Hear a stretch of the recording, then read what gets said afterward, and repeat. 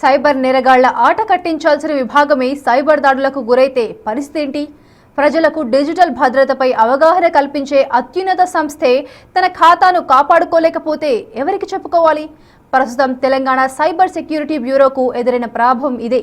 దేశంలోనే number 1 cyber security విభాగాలుగా పేరుగాంచిన సంస్థ హ్యాకర్ల బారిన పడడం ఇప్పుడు రాష్ట్ర వ్యాప్తంగా పెను సంచలనంగా మారింది. సాధారణంగా ఒక సామాన్యుడి అకౌంట్ హ్యాక్ అయితే ఫిర్యాదు చేయటానికి వెళ్లేది సైబర్ క్రైమ్ పోలీసుల దగ్గరికి. మరిప్పుడు ఆ పోలీసుల అకౌంటే హ్యాక్ అయితే ప్రజలు ఎవరికి చెప్పుకోవాలి?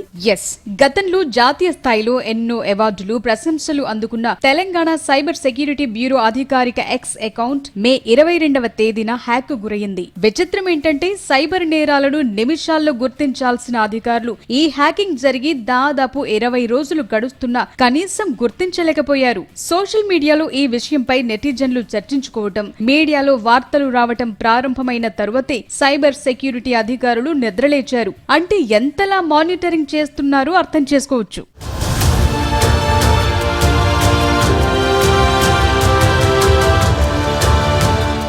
సైబర్ సెక్యూరిటీ బ్యూరో అకౌంటే హ్యాక్ అయితే ఇక సామాన్యుల పరిస్థితి ఏంటి?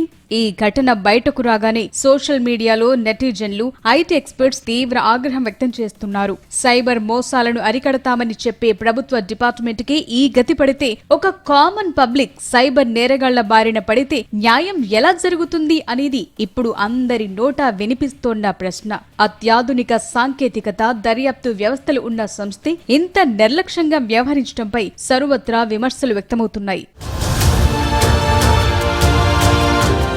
ప్రభుత్వ విభాగాలకు చెందిన అధికారిక సోషల్ మీడియా హ్యాండిల్స్ ను ప్రతిరోజు పర్యవేక్షించేందుకు ప్రత్యేక విభాగాలుంటాయి. 20 రోజుల పాటు హ్యాకింగ్ కు గురైన అకౌంట్ ను ఎవరూ చూడకపోవటం శాఖలు ఇంటర్నల్ కోఆర్డినేషన్ లేదని తెలుస్తోంది. వాస్తవానికి తెలంగాణ సైబర్ సెక్యూరిటీ బ్యూరోకు ఇటీవలి కాలంలో వరుస ఎదురు దెబ్బలు తగులుతున్నాయి. ఓవైపు సాంకేతిక వైఫల్యాలు వెంటాడుతుంటే మరోవైపు అంతర్గత అవినీతి సంస్థ ప్రతిష్టను మసకబారుస్తోంది. కొన్ని రోజుల క్రితమే ఇదే బ్యూరోకు చెందిన ఒక ఇన్స్పెక్టర్ 9 లక్షల లంచం తీసుకుంటూ ఏసీబీకి దొరికిపోవటం సంచలనం సృష్టించింది. ఒక సైబర్ మోసం కేసులో నిందితులకు సహకరించేందుకు ఆయన లంచం డిమాండ్ చేశారు.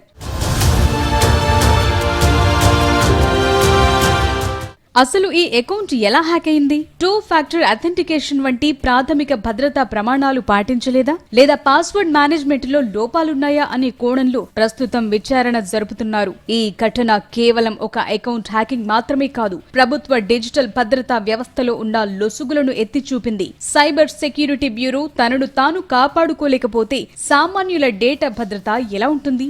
ఈ ఘటన ప్రభుత్వానికి, సైబర్ విభాగాలకు పెద్ద మేలుకొలుపయ్యే అవకాశం ఉంది. ఇకనైనా ఇలాంటివి పునరావృతం కాకుండా ఉండాలంటే స్ట్రిక్ట్ గా రూల్స్ ఫాలో కావాల్సిందే అంటున్నారు ఎక్స్పర్ట్స్.